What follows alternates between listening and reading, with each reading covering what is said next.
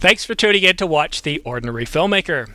It's Tuesday, November the 30th, 2021. The last day of November, things are starting to get a little quiet in the camera world. So for the month of December, where there isn't any news, although, yes, I know we got that APS-c announcement or rumor from Canon Rumors this morning. Yes, I put out that video yesterday, but other than that, it's pretty quiet. So I'm doing various interviews. Today we have Stop the Fomo, and Stop the Fomo, I believe, is from the Western United States. Fomo? I am. Southern California. So what is this fear of missing out? Why do we need to stop this fear of missing out, and what do you cover on your channel? So I think it ends up being an ironic statement because many of my viewers are like, wait a minute, you say stop the FOMO. When I watch your videos, I have more FOMO. I'm like, oh, you know what? It is kind of ironic, isn't it? Right?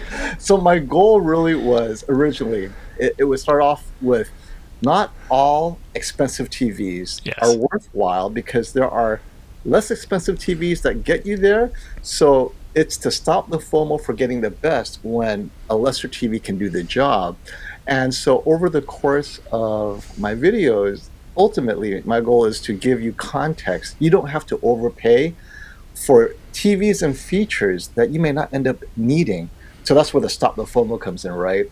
Yes. What's the point of a fear of missing out on video game features, but you don't play video games, right? Or the fear of missing out on amazing eArt, enhanced ARC, but you don't have a soundbar. So my goal is to set the context for the user's expectations and just fit within your expectation, because future proofing is like the ultimate horrible FOMO, because you're constantly thinking, oh, in the future all these things will happen. If I get this TV now, I never have to upgrade, which never works out. So yeah, that's kind of like where we're coming from. See, I have the fear of paying too much or the fear of buyer's remorse. So for me, I try to be strategic with my decisions because, cameras, as you're well aware of, aren't cheap. So what I tend to do is I tend to get an idea of what is the feel for the landscape, the rumors, and try to get an idea of what's coming out when, and then I target my purchasing for that time. Do you have any, because you use a lot of cameras on your channel, don't you? Way too many. So when I first started my channel, like you, it was very budget constrained. So I got the minimum viable camera that would work that's better than an iPhone. And what was it? Looking back, maybe it would have been okay with an iPhone. So I had the Sony A6400, which was maybe 2.5 years ago was the camera all the YouTubers were suggesting, right? I go, hey, I'm a big fan of the wisdom of the crowds, right? So if I watch like 20 of these type of channels that help YouTubers get started, and more often than not, the A6400 was in their top 3. I chose the Sony because, hey, 100 YouTubers can't be wrong. And then as I used it, I realized the limitations and my needs, and then that's when I started looking at your channel because I was, okay, I'm ready to upgrade. I see what I am short with this camera. Otherwise, I would have continued using it. But for me, it was overheating because my recording time is easily over 45 minutes. And the camera started shutting off after 45 minutes. And I couldn't handle it. So, and then I ended up putting the refrigerator, putting a fan on it, nothing worked. And that was when I found your channel. Okay, what should I upgrade to? And we started looking at the Canons and everything. So that was how I graduated from the Sony A6400. Well, FOMO, that's very interesting. Now, for those of you watching at home or at the office, or maybe on a bus or a train or even a plane, Stop the FOMO started watching this channel back when I was very, very green. I didn't have the wonderful lighting that I have here. And like Stop the FOMO, I was using an old camera. This is the one. This is what started it all. This is the Canon 70D DSLR. It isn't, by any stretch of the imagination, a very detailed camera, even in 1080. And when I say 1080, the other choice is 720. So when Stop the FOMO started watching me, he always asked me a lot of really, really good questions about cameras, about camera gear and tripods. And I always look forward to your questions because your questions help me learn as well. But I got to ask you the question because when you started watching me, I was probably around 1,000, 2,000 viewers, and I looked pretty amateurish. I was standing. I had a fake wood background. What kept you watching my channel? It all comes down to the information, right? Well, first, so I type in, just new cameras or whatever the YouTube search algorithm would find for me, and it found you a couple of times. And so as I watched one or two of your videos, then YouTube just started they keep on suggesting your videos, right? Harassing you with my videos. Yeah. And for me, it had nothing to do with your background or anything. It was the information, the presentation. You had very useful information that helped me make the decision in the shortest amount of time. So we're all busy people. Some channels, they give information, but there's a lot of information that I didn't need to make the decision, whereas you arrived at the point faster, and that made me want to go back to your videos because I know what I'm getting out of your videos. And I think you're very good at targeting your audience. I'm your audience, right? I'm ready to make a decision. I'm ready to buy.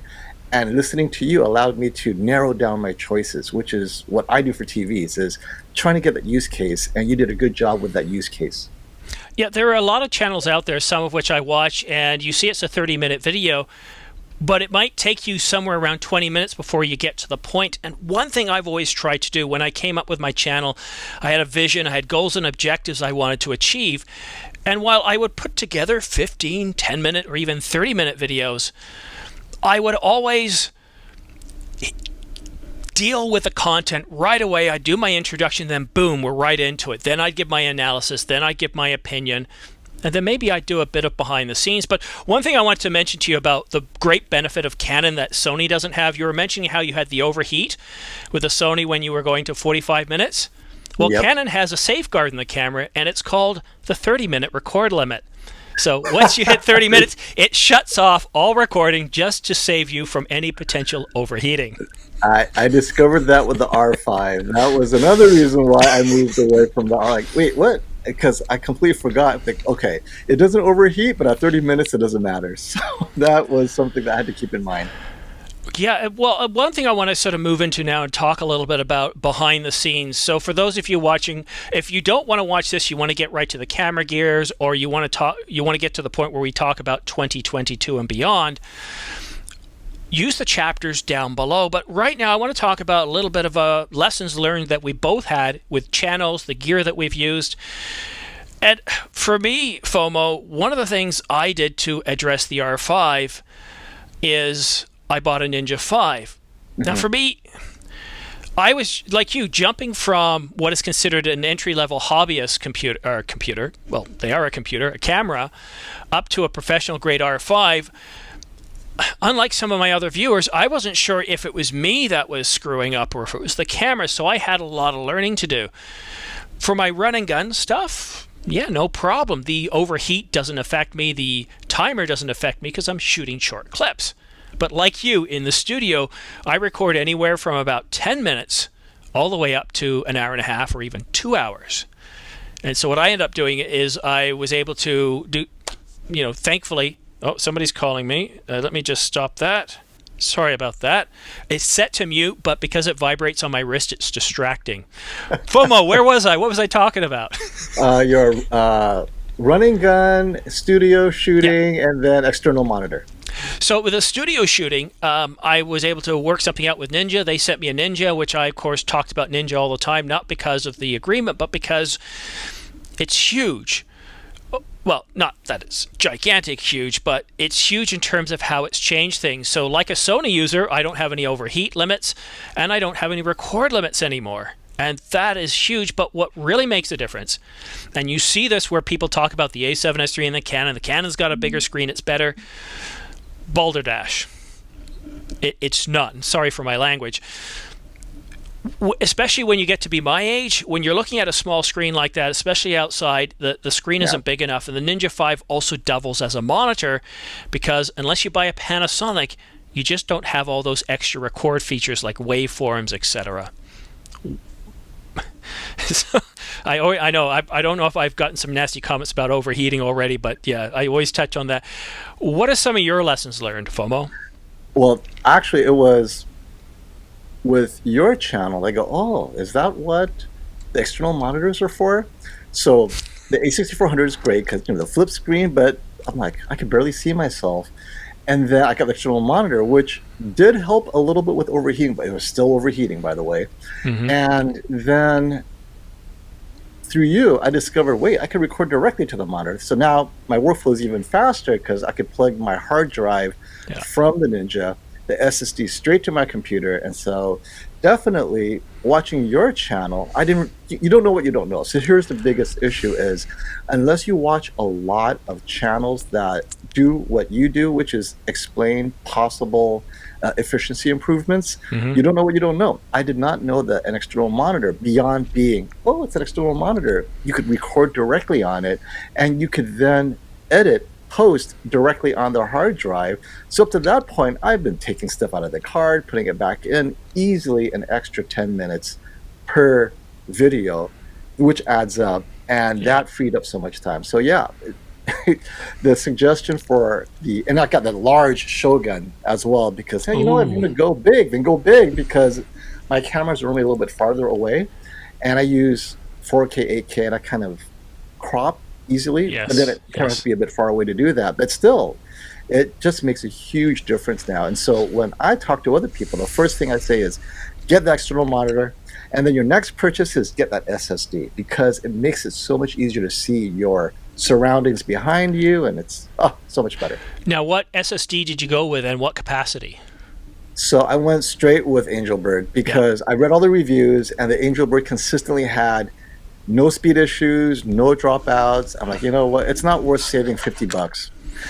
For a business expense, it's not worth it. Now, if it's every penny counts because it's for you and your family, but as a business expense, I'm going to make sure it works every single time. I want to interrupt briefly. Now, first of all, give me your capacity. What did you go, 512 or 1 terabyte? 2 terabytes. Oh, good. All right. So the reason why I want to bring this up, it is, if you actually look, see, there's one thing, because when you first look at these, and they're on sale right now today, if you're watching this today, November the 30th, they're on sale $100 off for the 1 terabyte, $140 off for the 2 terabyte. But these things are aluminum casing. What the Ninja 5 produces a lot of heat. It really does, and a lot of people don't realize that. By putting this on there, because it's aluminum, it's metal in nature, it actually draws heat away from the Ninja, helping to keep it cool, because right behind where this plugs in the Ninja is their chip right on the other side, so you're pulling heat away. But another thing too, look, I use Samsung, and I'm not going to dog Samsung. I think they're great. I use their Evos 860s and 870s for my computers as my boot drives, as a general purpose drive. But the 4 terabyte Samsung Evo 870 and 860 have 2,400 terabytes written as their useful life. You go down to 2 terabytes, that drops. Whereas the Angelbird, the 4 terabyte, what was it? It was, I'm forgetting the number. I'm getting it mixed up with the SSD AV Pro, which has 36,000 terabytes. But either way, it has more terabytes written. So if you actually look at the cost per terabyte written, you'll find out that actually this isn't more expensive, and in some cases, they're actually cheaper. I'm constantly using the Samsung Evos for my channel the last couple of years for my personal recordings. But every year I archive them because I use up so many terabytes written. I should get the Angelbird SSD AV Pro, which has 36,000 terabytes written, if you can believe that. Wow. So what's the capacity for that? They have 4 terabytes, 2 terabytes, and 1 terabyte, I think. If you go to angelbird.com under products, SSD AV Pro is the SSD itself. Then you've got these, which are the Atom X, are designed specifically for the Ninja, and I think they go up to 2 terabytes. But that's when you're looking at SSDs, always look at the terabytes written. You want to look at the architecture, because if it's going to be in the heat, or if it's going to be next to something that's hot, you want to pull the heat away and not heat it up, whereas the Samsungs are designed to be inside a computer or as a general purpose drive. And that's why I went with Angelbird. A little bit more expensive, but you know, it's designed for that purpose. So I like design specific products. Yeah, purpose built over the long term will generally save you money. And if it doesn't save you money, it usually saves you something else that will translate later into money. Yeah, agreed. Well, that was also why I had to upgrade my tripod. More time spent fiddling with it. And like you were saying in your last video, where the thing starts to fall apart and you literally have to discard it. And I Yeah. went through two of those Amazon specials. Did that 6 months, and then nothing would tighten, Yep. and you couldn't keep it tight, and it was loose, and then it kept on changing. I spent almost 15 minutes per video getting it back to and that was like, okay, I give up. This is, as my channel grew and I'm able to invest in my equipment, I had to graduate to real pro level equipment because I couldn't handle it. The Amazon stuff just did not last after 6 months. And so, yeah, your Manfrotto suggestion still works after a year of use. It's like, boom. Well, it's funny. So when FOMO asked me this question in my Q&A series, probably about a year ago, I looked at the question. I thought best tripod for under, I don't know, it was 800 or 1,000. Well, I had to do a lot of research, and for that one question, I probably spent a day, day and a half, 2 days, because I myself didn't know, and I was tired of the tripods that I had. It would take time to set up, and I came across the Manfrotto 504X with video head with aluminum tripod, and they were on sale just yesterday for $300 off. They're normally $898, and I know that's a lot of money. But something I want you to consider, if this is a hobby that you think you're going to use for the rest of your life, then there's certain things you need to really think carefully about as a professional. This is one of my biggest lessons learned when it comes to buying lenses. The lenses you think you're going to use the most, get the professional level, the L series, because they're going to last you a long time and the resale value is going to be very good. There's no sense getting a general purpose one or a cheap one and then having to upgrade later because that money has been lost. Save for longer and you're going to have gear that's going to last you longer. And even when you go from the 70D to the R5 or whatever, the lenses will go with you. I had the 50mm EF that I was able to migrate from here to my R5 and keep shooting. Same with tripods. Yes, $898 is a lot, but every Cyber Monday they put a sale out. You can get them for $600 or $598. But when you think of that over 20 years and you'll never have to buy another tripod again, that's pretty good. But there are ones that come even cheaper than that. I went with heavy duty. I bought one yesterday, the 502AH. Are you ready for this? Now, I'm in Canada, so I have to pay some customs and tariffs. $300 US shipping taxes to my door. Well, That's good. It'll be there tomorrow. Yeah. You don't have to pay a lot, but spend the time to understand what it is you need, and you won't have that fear of buyer's remorse. I was going to say, fear of missing out. Yeah. And I have to say, eBay is a great place to get tripods because they go cheap. For whatever reason, when people sell their tripods, unless it's really damaged, even after 3 years, my first tripod, after watching you, waiting for the Manfrotto sales, I still went to eBay and I found this Sackler, which normally is like $1,500, $350. I was like, I'll take it. Now, it was heavy, but man, so solid. And it's just, so I gave it to my son once I got the Manfrotto, and he's like, Dad, this is so heavy. I go, it's going to last forever, trust me. So he was using it for his film class, but now I don't look back. Just you buy once, you cry once, but for what we do, trouble-free. I mean, it just sits there and it doesn't move. Every single video, I can mix and match my video footage and not have to adjust in post the positioning that on my other tripod. Literally, if I don't do it in one shoot, if I walk out, I come back, just by clicking the record or changing the adjustment, the whole thing moved. And it was impossible, and it was just so maddening. Earlier, you said that you do a lot of recording in 8K. Is that true? Yes. Okay, so FOMO, I get a lot of people telling me, so it must be true, that 8K's a fad. It's silly. No one records in 8K. So are you a no one? Well, so this is the thing. People assume that their expectations of the use case is not what real use cases. So, Really? and I speak to film directors and producers who use the 8K Raptor. I think that's the Red's latest. Yes. And they will not do anything else because they're like, it's not for 8K movies. It's for us to change the shot in post. We want to capture everything. Yes. Just in case there's a better angle or a better frame. But in 8K, it gives us that flexibility. In 4K, you're kind of like, well, this is it. If you get it wrong, you're not going to be able to reframe in post. And even if you zoom in, there's a little bit of that pixelation. In 8K, you could zoom in a lot further, get more framing shots that you cannot do in any other resolution. So if they could get 16K, they'll get it. The larger the resolution, the more flexibility in post, which ultimately ends up in a great 4K movie. So it's to get to that 4K movie, but the workflow, and for me, it's the same thing. I'm able to record 4 TVs stacked up in one frame and then zoom into each TV, and each TV is still in 4K. So you could see my comparisons, but I had to shoot in 8K, and it makes it so much faster in post. But now my entire gear has to be set up for 8K post. So shooting in 8K is not cheap. No. And which is why I don't do a lot of it. Tell me about some of the investments you've had to make to be able to shoot in 8K, to be able to deliver high detail 4K productions.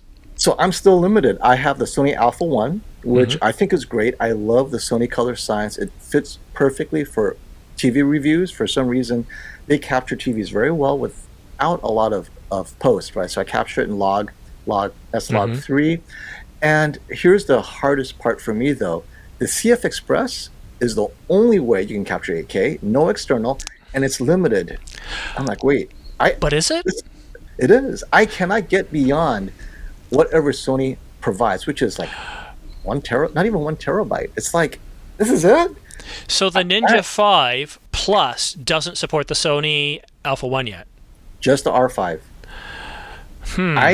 I want 2 terabytes out of my CF Express. I can't get it. So I'm constantly looking, oh man, I only got 40 minutes of footage. Go in there, pull it out, move it to another card, erase it, and then resume. I mean, that's an extra 10 minutes, right? It breaks your concentration. It breaks everything. And that's go in. And I don't like putting things out of the camera because even then there are micro adjustments because when I zoom in, every motion is exacerbated, right? So, yeah, Sony, if you're going to limit CF Express A, you've got to increase the capacity, and their capacity is under 1 terabyte. Doesn't matter. Yeah, I'll put out a video talking about Panasonic, and people say, yeah, the autofocus is just terrible, blah, blah, blah. Go with a Sony, Canon, or whatever. But you know what? It doesn't matter what you have. There's going to be some negative aspects. There's going to be some downsides to whatever gear you have. So I shoot with Canon most of the time. You shoot with Sony. What was it that drove you to Sony? What were the big advantages that made Sony more appealing over Canon, over Nikon, or Panasonic? So I had the R5. The Alpha 1 was not out yet. I was following your channel religiously, waiting for the R5 announcement. And the minute it hit, boom, I was in the pre-order. I got it in September. And it took me 2 weeks of frustration before I returned it, mostly because of the auto exposure, color matching issues I had. I'm so used to the Sony a6400. I got its everything, right? Its exposure, its color, everything. And going to the R5, I figured, you know what, how hard could it be to relearn everything? I never got it. I was unable to get my color exposure on the TVs correct. It was either oversaturated, undersaturated. I tried everything, LUTs. And at the end of the day, I was like, okay, I'll just get the A7S III because as great as 8K is, this is taking far longer, right? Oh, it is huge. And you know what? I was the same as you. It wasn't until Canon Log 3 came out, and then probably about 3 or 4 months after that, where I'm able to actually now produce really good content for my run and gun stuff, but I was constantly fighting with it. I felt like I was struggling with it. The R5 expects you to be a pro and expects you to know what to do. But I got to say that when they did come out with Canon Log 3, I found that a lot of my struggling and fighting disappeared. But that's a good point too, is no matter what you're shooting, if you're starting off shooting video, unless you're doing studio work, Fomo needs, log footage or 10-bit 422. I don't. Everything I'm shooting in the studio here is just 8-bit. And it's fine because of what I'm shooting, but everything else that I shoot outside is always 10-bit 422, and it's impressive. It truly makes a huge difference. And some cameras make it harder than others. Sony, I really think, takes that consumer approach, and it's all about more ease of use, would you say? Yeah, absolutely. Yeah. It's with the Sony, there was an S-Log3. I throw in the Sony LUT that they designed, Yeah. and one or two adjustments in DaVinci Resolve, and I'm done. Boom. And it's just boom, boom each time. And in my talking head video, like what we're doing, it's just the Cinetone, I'm done. I just take the lift down a little bit to give it more contrast, but that's it. It's so easy. So yeah, definitely you have to be, well, that's what you're saying. If you're used to a certain ecosystem, man, you don't want to spend an extra month relearning the entire, and it's not just about lens. We're talking the ecosystem and the color science. That is absolutely the longest learning curve, because it's, you have a certain look that you worked so hard for, and no one can teach you how to get that look back. Only you know. And that's experimentation, right? No amount of videos are going to get me there. And that was the frustration I had with the Canon. Yeah, no, I hear you.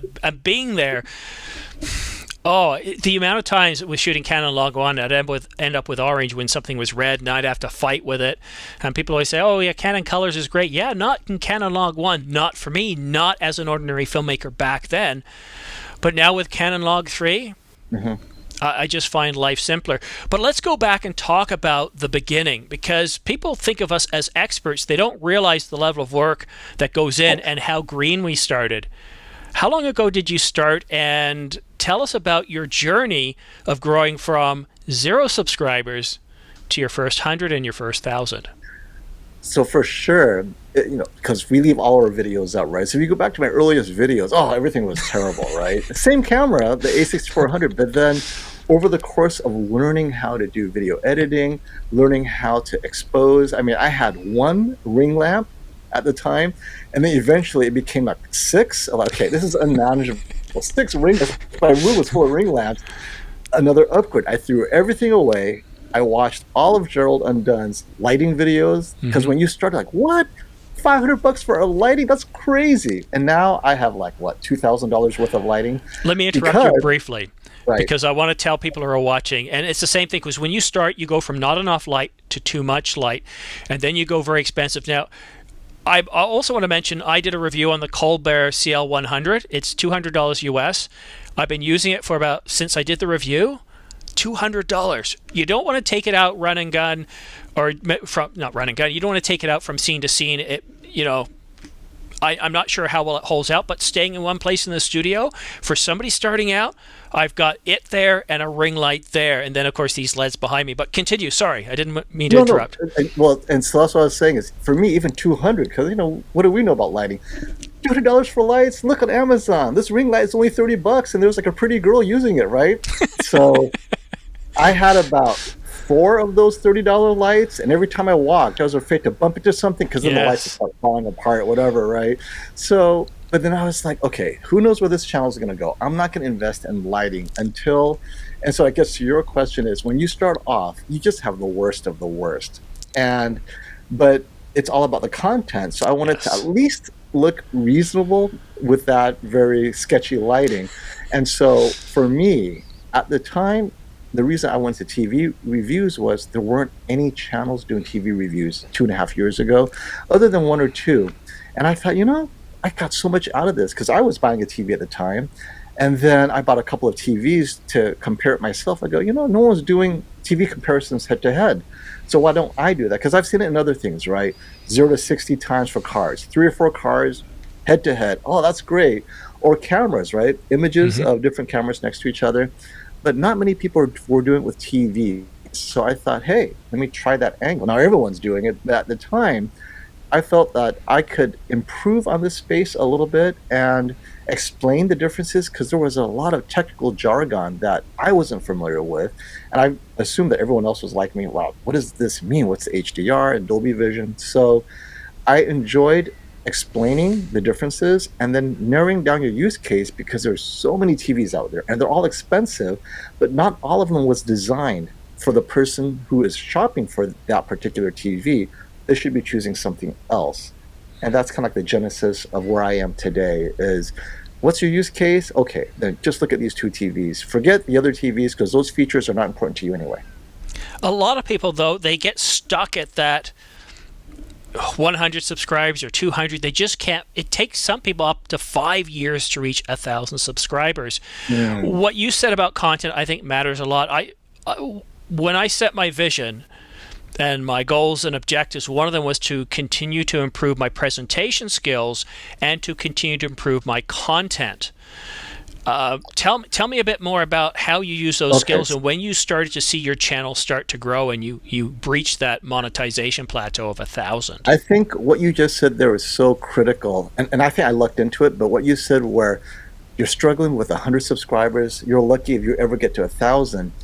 If it wasn't for me looking at the other channels that I wanted to be in that space, those channels consistently had between 50,000 subscribers to over 100. The fact that they had that many subscribers and I'm in that space gives me an opportunity to enter that space and reach that level of success. So at the time, there was maybe 2 channels, Ratings and HDTV Test, and they were both over 100,000. And they were missing that one thing that I wanted to do. So I felt, okay, there's a room for another channel like myself. If they have that many subscribers, those subscribers could also watch my channel, because I don't think it's a zero-sum game when it comes to this, right? They can include me as well. But obviously at some point, it's so saturated, it's not worth coming in. So it was a combination of, there's only 2 or 3 channels, and they were both above 100,000. So if I entered a space, and I always use this example, I feel so sorry for the guy, but he specializes in chopping wood. That's all it is. His channel, he is the #1 wood chopping channel. He literally lives in the woods, and he tells you how to chop wood, and he makes a living chopping and selling wood, and he has like maybe 8,000 subscribers. He's #1. So if you go on YouTube analytics, there is no one else chopping wood. And so that gave me context. I go, wow, I got lucky because I chose a space where people have an interest in. If you're #1 in a space where no one knows exists and no one cares, you're going to have a problem. So if you are a struggling channel, ask yourself, look at the competitors. If your competitors are all over 1 million, how many of them are there? Are there too many? If your competitors all have less than 1,000, you're all in the wrong space, because even the most successful one, he's there first. After 5 years, he or she is at 1,000 or 2,000. How are you going to beat that? And if you did, what would that mean? 4,000? So it's so important to look at your space. I mean, you and I, we're in that kind of like this enterprise business consultancy. You have to look at the space, the market you're in. If the market isn't large enough, it doesn't matter if you're #1 in a small market.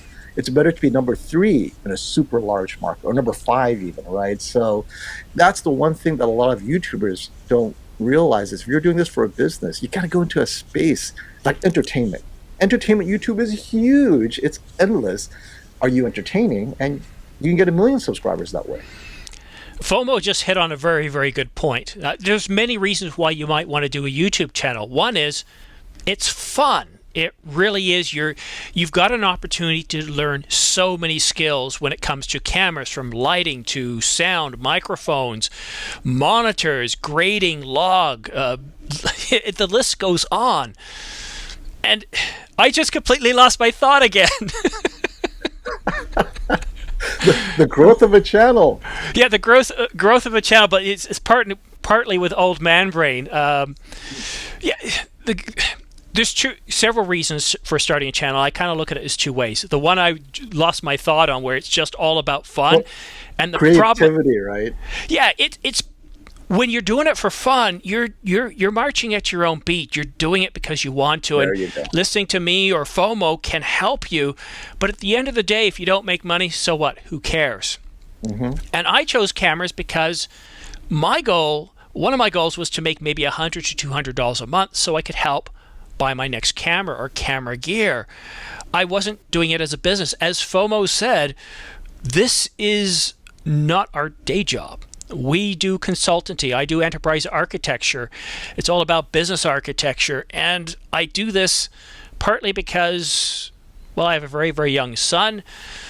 and my wife would go off to work. She wouldn't come home till late. I'm stuck in the house. It's not like I can go out and do anything because my son's asleep, and because he's asleep, we can't do anything. And I got tired of binge watching YouTube and other television channels and decided to start this channel. So I didn't do any research into cameras, and I was lucky because when you're doing camera gears, the YouTube cents per 1,000 is somewhere between $5 and $10, which is pretty good. Mm-hmm. In gaming, it can be as low as 1/10 of that. Because of the children. Right? So what I highly recommend, and Fomo will say the same thing, although I'll give him a chance to take the words I put into his mouth out and put his own in. But what I want to say is, when it comes to doing this, whether it's for personal use or you want to make a business out of it, have a vision. Where do you want to see this? And seriously think about what your goals and objectives need to be. Your goals are very high level. I want to win a pennant as an example of a goal, but your objectives are, think of it as a goal. I want to win the pennant, but now have a time frame, have something realistic, something achievable. And one goal could facilitate maybe 5 different objectives. And you don't just write them out, put them down, but you revisit them weekly, maybe daily until they sink in. And then you start asking yourself, when I go to buy this, does it fit in with my goals? If I cover this particular video I want to do, does it meet my vision? Because all of this stuff, YouTube sees it.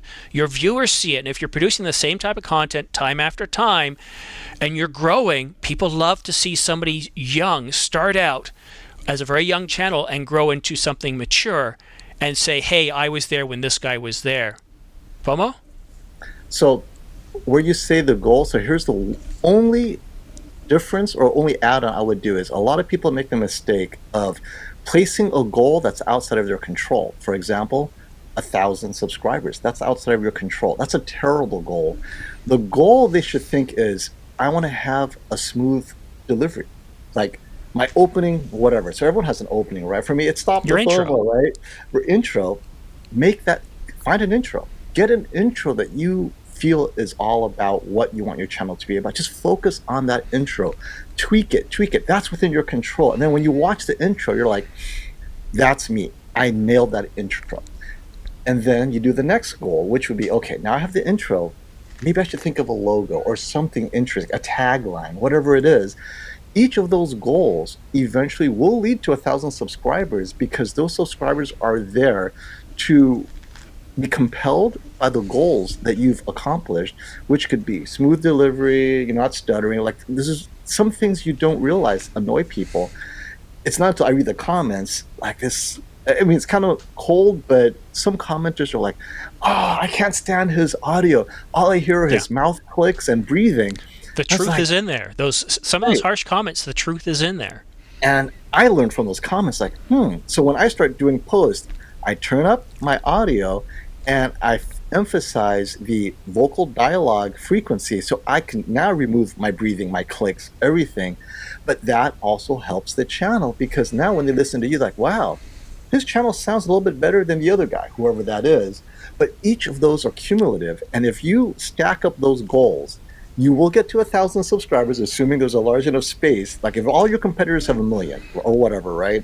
Then they will find you. But because you have to remember, all those channels are more polished than you as well. So you're starting off, not just because you're a beginner, but they have all those little things that you don't have. And so for me, I always say, okay, my goal is, what am I doing a little bit better in this video than the last one? But I have to find, what is it that I did a little bit better? Is it my delivery? And if I can find something I did better, I go, okay, so this video, I've achieved a goal. But if the next video, I cannot find that I did anything better, I'm like, oh, you know what? I could have improved something I did. It could even be my choice of music. Oh, in this video, I matched the beat to my movements, whatever. It doesn't matter. But those little things, I think they add up. Yeah, it's a very good point. There is so much to learn. There really is. It can seem overpowering. And what is a real kick in the gut is when you put in like 20 hours or 30 hours on one video and you think it's going to do well and it's one of your worst performers. It's tough. I want to harp on something that Fomo said is, a goal to reach 1,000 subscribers is a terrible goal. And that was one of mine, but you're right. It is a terrible goal. One thing we do in architecture is whenever somebody says something to us like a goal or a problem, if it doesn't sound like it's the real problem or the real heart of what's driving the goal, it's not tied to the vision, we ask a simple question of why. So for me, well, why did I want to get to 1,000 subscribers? Getting to 1,000 subscribers wasn't the real goal. The why is I wanted to get monetized. And that would have been a better goal, because if I had just said, well, want monetized, then I start to think of, well, okay, there's YouTube. But until I get monetized by YouTube, I could seek out relationships with camera stores, my local camera store, to get gear that I can do reviews on, so I'm not having to buy cameras. I could start to get relationships with manufacturers like Angelbird, which I've got a relationship with, so I'm able to get gear to do reviews, which really helps the channel. And that's why it's very important to frame the question. Always ask yourself why. So if this is a goal, why is it a goal? Because it might be something else that's driving that goal that's more important, which will lead you to other things. So me trying to get to 1,000, I call on my friends, I do a Facebook, please subscribe. So I get to 1,000 subscribers, but am I making a lot of money? No, because I focused on getting to 1,000 subscribers, not until all that work of working the channels to get monetized. Yeah. And I think you bring up a good point about working the channel, because you could spend all your time on the wrong thing, which we all do, right? It's like you're Yes. so focused on whatever, but it turns, well, I just want to talk about what you said is you spend 20 hours in a video and no one watches it. But then on the flip side, sometimes you spend 1 hour and it's a big hit. You're like, Yeah. I mean, it works both ways. And so I learned from that. I'm like, okay, why was this a hit? Clearly, I didn't spend enough time. In my opinion, the production value relative to my other stuff was low, but it was popular. And so I keep on revisiting and studying the videos that do well, despite my surprise, because that means I don't know why it does well. If I know why it does well, then I can repeat it. But if I'm like, wow, I'm as shocked as you, that means I haven't learned from either why the video does badly or well. So now I'm getting better at it. So I can almost predict ahead of time when the video is going to do badly, but you got to put out content. And sometimes it's evergreen. Like I normally only review high-end items, right? And so I want to experiment, let me do some low-end TVs. Oh, it was the worst. But now the low-end TV review after 8 months is finally caught up to my high-end TV. So it's actually more evergreen. The high-end TV has a strong hit first month, 25,000, 30,000 views. The low-end TV first month was like 5,000. But 6 months later, it's at the 40,000, 50,000. Like, okay, eventually it got there, and it may have longer legs than my high-end video. So sometimes your context is not what you expect, but ultimately ends up being as valuable as your other videos. So a lot of people have told me, don't worry about failed videos. 6 months later, it may be a hit. Yeah, and that's what I want to harp on. I'm going to give you guys some hard evidence, some hard facts here, right, to justify that. My best video of all time was put out on January the 12th. I don't have my glasses here, so I'm going to try to read this. January the 12th, 2020, and it's 44,000 views. But it's not the one I've made the most money out of. My second place video, which is the Canon 90D versus the EOS R, only has 32,000 views. But it is my top grossing video that's produced over $336 in about a year. And when I first put that video out, I looked like it's getting no attention, it's getting no traction. Same with the second place video on the Canon 90D versus the, which one is it here? Let me take a look. It's even further down the list. It's got about second place in revenue, about $200 and something, but only about 16,000 views. And it's because it's pulling people in longer and it over a longer period of time. So if a video seems to fail right away, give it some time. You don't know if a video is truly a failure until at least a month, sometimes even 6 months later. It's really hard. That's why I think it's very important to stick with your vision. But Fomo, I want to ask you something about audio. Now, today I'm not using my normal audio because I'm using live streaming software to produce this. the audio may not be the best, but one thing it allows me to do is to have you and me from different parts of the world come together, and that's powerful. But my audio I don't fiddle around a lot with. Now, while I don't have a lot of lip sounds, which I hate, and I don't have a lot of clicking sounds, I do have a little bit of breathing. Now, I've used a compressor and I've used some filters to help reduce it, but I don't think it's nearly as good as you. So maybe afterwards you can tell me what you do. Or actually, you know what, for the people watching, why don't you tell me what kind of filters you use to help improve your audio, so you remove the lip smacking and reduce the breathing significantly, so you don't sound like one of those crazy callers. So for the breathing, I've learned to breathe through my nose. That pretty much eliminates the breathing. So like sometimes you have to take a deep breath through your mouth. It's unavoidable, but if you breathe through your nose, inhaling through your nose and breathing out your mouth, it's dead silent.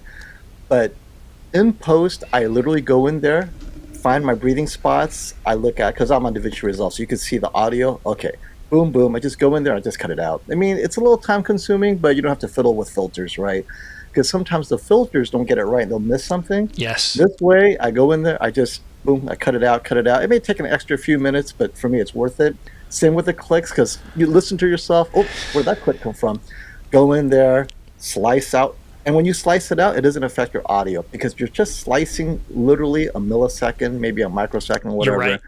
Just enough, smooth. So, or sometimes you can remove entire sections because, oh, I don't need that. I've already said it elsewhere. So definitely in post, I just physically remove the entire that spot or reduce the audio.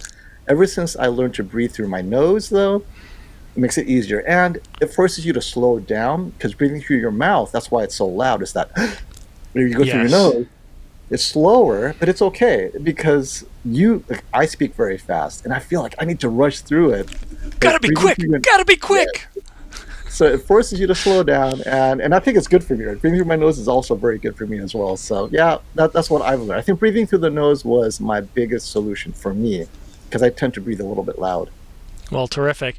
Well, what I want to do now is kind of turn into our last topic, FOMO. I want to talk about 2022 and beyond. Obviously, we have some market constraints, and this might be more wishful thinking than actual roadmaps, but what are you looking forward to in 2022 in terms of camera gear and things you want to do with your channel? Now, I understand that recently you just hit a major milestone, too, of reaching, 100,000 subscribers? Yes, 100,000 subscribers. And like we always talk about, eventually it will get there. If you continually have growth, you just project out, you'll get there in a month, a year, or whatever.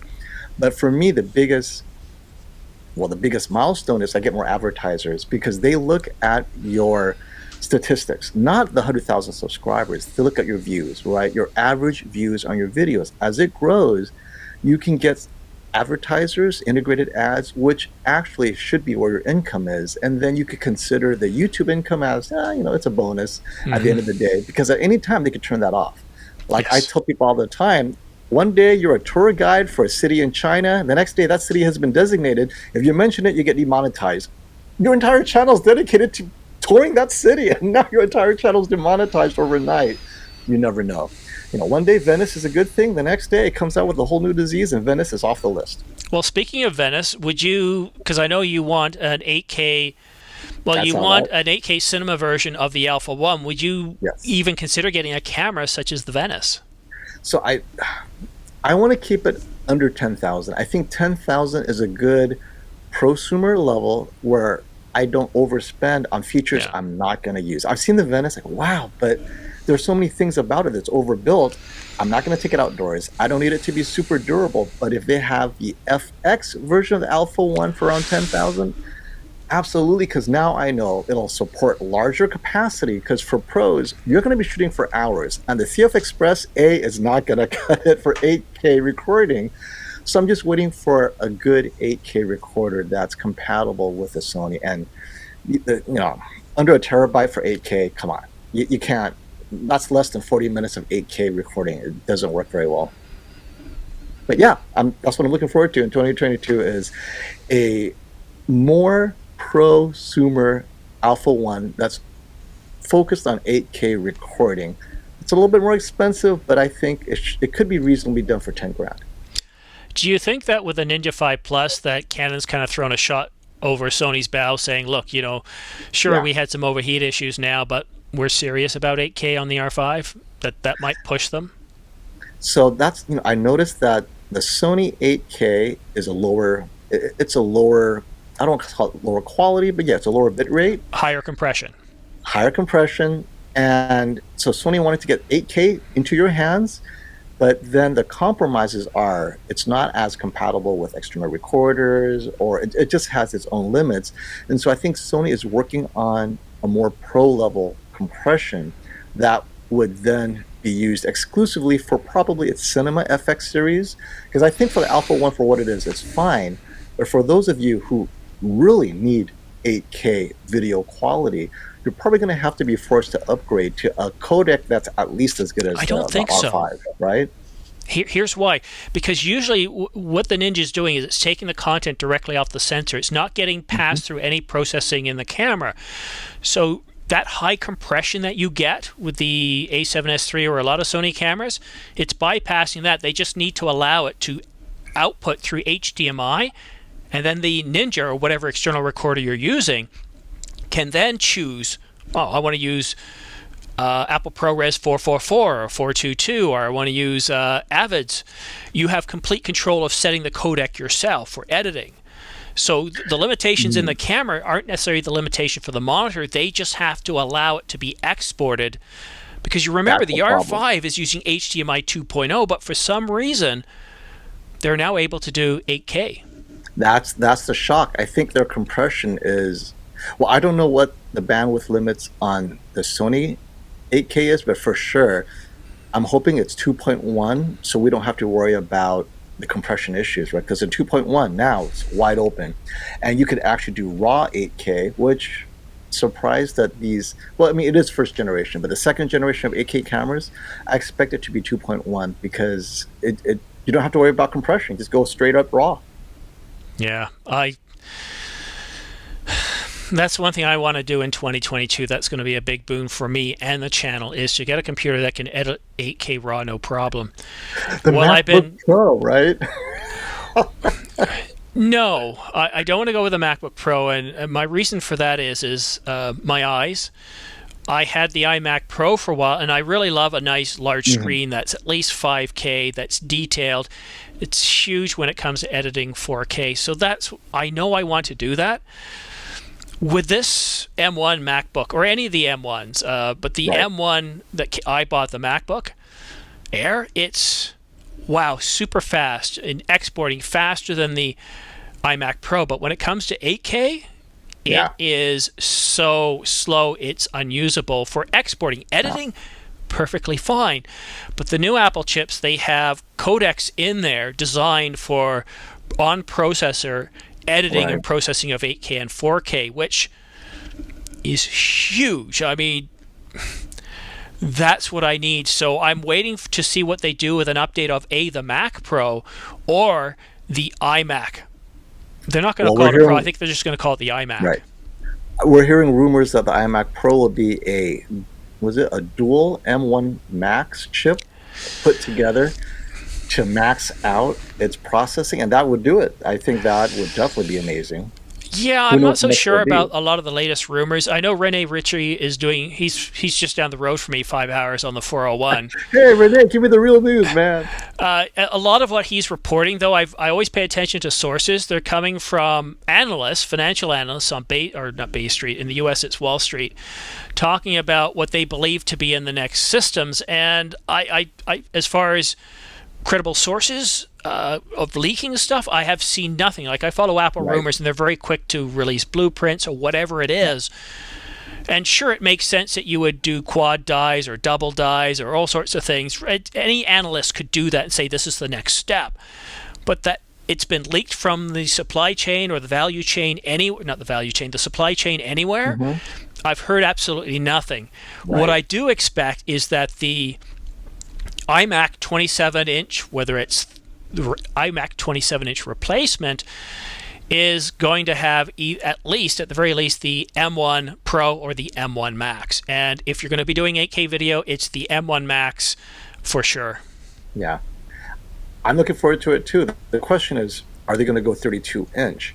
Is 27-inch too small for 6K work? Because obviously 8K is a bit expensive to get on the monitor, but will they bring the 6K level quality of their current external monitor is $5,000, compress it into a 32-inch, or not even compress it, just use that 32-inch? Because I heard that the M1 Max 16-inch, its screen basically is class leading among all the monitors. So a couple of gaming channels did a test, like, my gosh, you can do this on a 16-inch screen? Where are all the amazing monitors at? Because this is class leading for HDR color grading.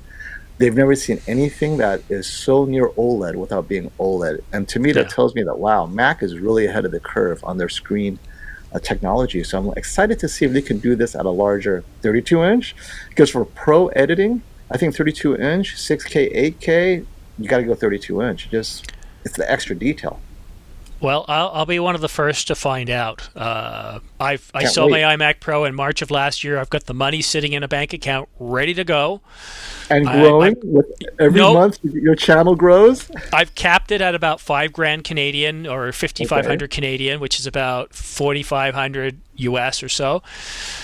Because like you, I need to put limits. I thought at one point, oh, I've got $7,000 to a new Mac. And then, no, don't be silly. This is the ordinary filmmaker. I need to buy gear as that's what I am. So I will look to... Wait. What about the ordinary filmmaker suffering from inflation? 2 years ago, I agree. But you're seeing where things are going today. It's uncontrollable. I'm not going to need 12K or 16K in 3 years.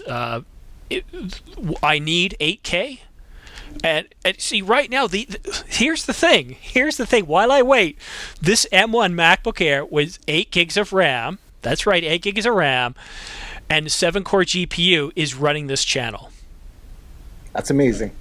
Now, I am editing on the Angelbird, because if I was to do that, I'd probably hit my terabytes written already on the Mac. I'm already at 40 terabytes written on the Mac, and I do all my editing on these, so I don't need something right now. This will work, but for my personal stuff, I just produced a film that's an hour and 43 minutes long. It took an hour and 12 to export 4K HQ, 4K HQ film. So 4K high detail, 8K footage as well. An hour and 12 isn't bad, but I want to reduce that, and this isn't designed for that. I don't want to be throttling it. This is a home computer. I need something purpose-built that can handle, and I think whatever Apple gives us in that 27-inch replacement with an M1 Max, I don't even think I need 64 gigs of RAM. But the fact that I'm using 8 on this thing... Well, the way they're using unified memory is actually amazing. So you can go with 16 gigs, and then the hard disk does the rest, and you're not seeing any slowdown. So but it's not paging. So the SSD internal doesn't do all the work. As long as you're editing off of here. What I found, and I did a test, I brought up Activity Monitor on the Mac, and I looked at how much was being paged.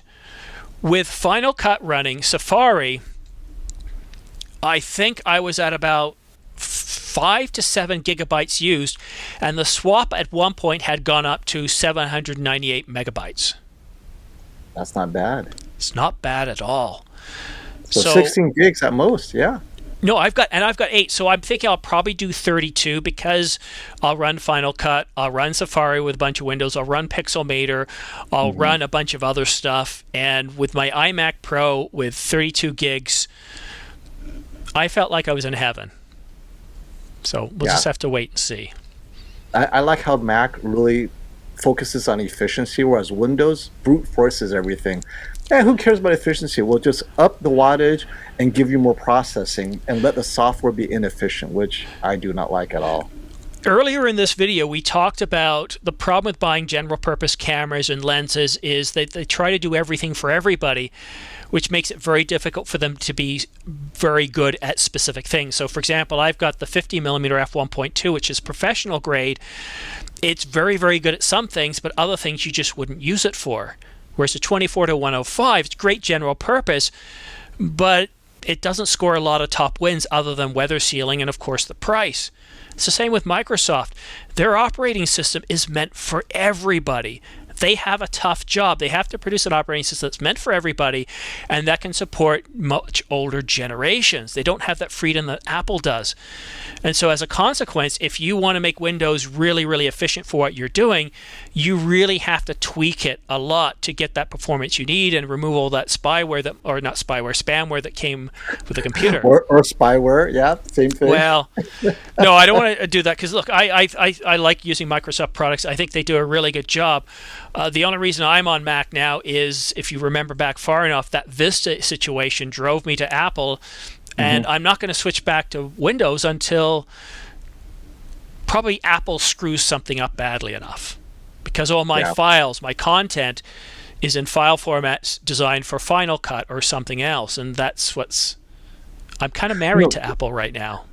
You mentioned the prime lens issue where it's, and I was going to tell you that my solution is, so the reason people get a zoom is to give you the various distances and so forth. Yes. But if you get the largest, the widest angle that has the least issues around the edges, so it says 24 millimeter, that with 8K is all you need because you zoom in post. And that's what I tell people is the zoom lens, because it's less expensive, okay. But if you could afford the 24 and have an 8K, why would you ever zoom? Because you captured the entire scene and it's 8K. And when you zoom in to, I don't know, 75 millimeter, you're still at 4K, maybe even closer and still be at 4K, right? Yeah. So for me, I never have to leave prime if I'm in 8K. And I get the highest quality GM glass at the 24 millimeter. And that's why I tell people is, at some point, if you could invest, think of it that way, because the workflow, the zooming, I dislike it intensely because you always get your zoom wrong. Now you have to change your distances. With prime, you have to focus on the distance of the camera. You're done. And then you can just take care of it in post because you're at 8K resolution. I got to speak up. I'm very, and I have some of my viewers who disagree with me on this, and it's kind of the chicken or the egg. Right. You should always start off with a prime, because a prime will do something. I find that zooms teach you laziness, and a lot of people when they're starting off, they don't realize this, is that they've got their camera and they want to shoot something, and it's not framed right. Oh, zoom. Oh, now it's framed right. When you have a prime, if it's not framed right, you have to walk. You have to move to get it framed right. And a lot of people, when they're starting, if they don't realize that by zooming, by going from, let's say, 24 to 105, you're not just changing the frame, but you're also changing the depth of field and some other things. And a prime lens is a secondary to a prime lens. But a prime lens teaches you how to use the camera better. And I'm not saying that zooms are bad. My number one lens for travel, for run and gun, is my 24 to 105 L series, because I can pick it up and I can get most of what I need most of the time. But for my channel, the 50mm f1.2 all the time. A lot of my run and gun stuff, if I'm shooting in low light, it's the 50mm f1.2. If I'm outside in the bright sun, it's the 24 to 105. But I have yet to see a lens by Canon that's a 24 or even a 16 yet that is saying, I have to have this. Because you want that sharpness from the center out to the edges without any chromatic aberration, or where you can't see it through the various aperture ranges. And I got to tell you, the quality, like even, see, here, if you look at Santa Claus, you're going to go, well, Simon, that's not very sharp. Well, of course not, because I'm shooting with an f2.5. But when I shoot outside with an f16, wow, everything is in focus. I'll look at it on my 4K LG television with LED, and I'm gobsmacked at how detailed it is. And another last bit of recommendation when it comes to filming, don't always, I know when you move to a full frame, you love that shallow depth of field, but don't overdo it, because the only thing you're going to be in focus is your subject. Don't forget, especially if you're traveling, you're doing landscapes, you want that background to be in sharp focus too, as much as you can. So shoot at f20 or even f22. And I know people will say, but it's not going to be as sharp to get. Doesn't matter. We're talking about video here. When you do video and you're shooting at 30 frames per second, you see that on a big TV. Yep. Wow. And then if you're in 8K, well, now you've captured all the resolution and it'll be sharp. I'll be calling you when I'm ready to purchase an 8K TV. But FOMO, it's an hour and 5 minutes here, and while you and I can talk for a long time, and for those of you who don't know, we're friends outside of this too. The way we kind of talk and hang out here in the video is pretty much the same as when we're talking on the phone. And one last thing I want to give you as a bit of advice is be yourself on camera. When you look into that lens, see a friend of yours. I have a photo of my son taped just below the lens to remind me that I'm talking to you and not this big eye of a lens.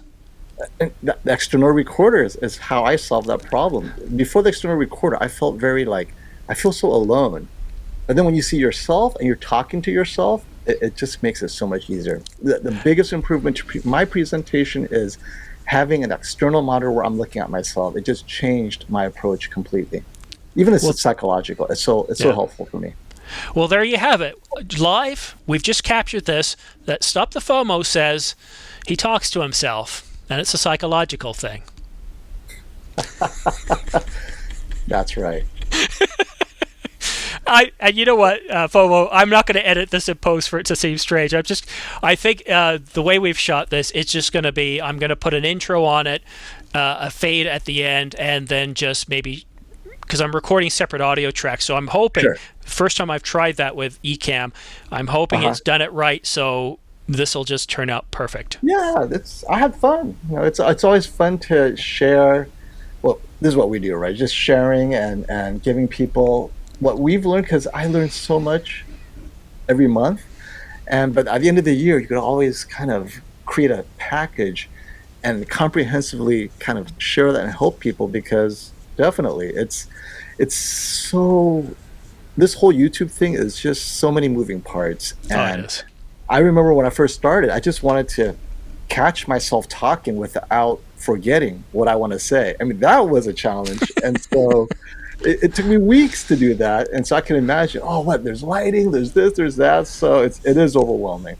I did this with a local community college where they're asking me, and so I say, okay, none of these people ever YouTube. So I just talk in the mirror for like the first week. Once you can get that smooth, then start recording and use a cheap monitor, because you're so used to talking to yourself in the monitor. It's like the same thing. Yeah. And then that's it. That makes it, because that's the hardest part for me, was just getting that first recording and feeling comfortable. Well, I tell people to just, and I'm going to give you this message right now. If you're thinking of starting, press stop after I say this, of course, or you're not going to get the point. Stop watching this video, get your iPhone, your camera, whatever it is, and record right away. If you're worried you're not going to be good enough, don't worry about it. No one's going to be watching, and I'm not kidding. Based on YouTube's algorithm, not even your friends are going to be aware that you're doing this. I have a friend who's into cameras, and I was doing this channel for 2 years before I brought it up, and he had no clue I was doing this channel, because I wasn't even big enough at 23,000 subscribers for YouTube to recommend my videos to him, who lives in the next town over. So if you're worried about what people will think, don't. No one's going to watch it. And then when you get to this level that me and FOMO are at, you're going to look back fondly on those, and you're going to tell everybody else to look at it. So don't worry about it. No one's going to watch your channel. Just get out there and produce, and you'll get better with experience. Well, the great thing with YouTube is that those YouTube shorts, selfie is the easiest thing. Just do a selfie of you doing whatever, and then, oh wow, I just click upload, and there it is. The short's out there. You may get no views or some views. It doesn't matter. Just practice. Yeah.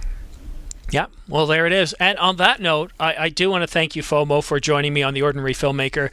You've been a great friend to the channel. I always love having you by, and I love showing up on your channel too. So I hope to get this out. Now, for those of you watching, this is more of a message for FOMO. I hope to get this out within the next couple of hours. Any final words before I go ahead and close off?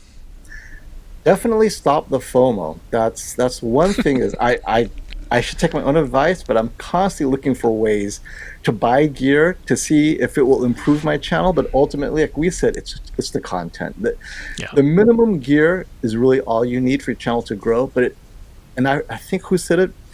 It was Walbach, right? There's a guy named Walbach out there, And he said he loves new gear because it inspires him to work that gear into his channel, and that keeps him producing. And that's why I buy new gear, is it keeps me inspired to work, because any excuse to give you that energy is a good excuse. I think that energy translates to your viewers as well, because you can tell when a person's sick of their channel.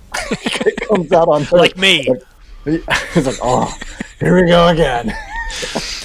Well, on that note, thank you very much, Fomo, for dropping by. And I just want to remind you that I'm working up some other interviews. I'm hoping to have Gordon Lang on the channel here in the next couple of weeks. But as you can imagine, for a lot of us, it's a very, very busy time. Right now, we're just trying to set up a date and some times. And there's more to come. But thank you so much for tuning in to Watch the Ordinary Filmmaker. Oh, one last thing I almost forgot.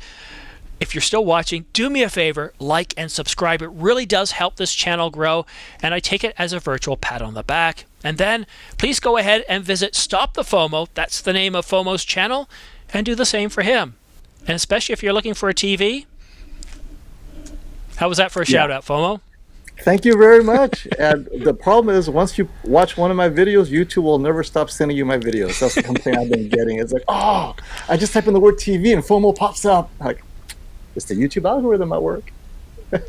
Awesome. Well, thanks a lot. And again, thank you. The fact that you've stayed this long and watched our video, very much appreciated. I want you to have a great day, great month. And if I don't see you by the end of the year, a Merry Christmas and a Happy New Year.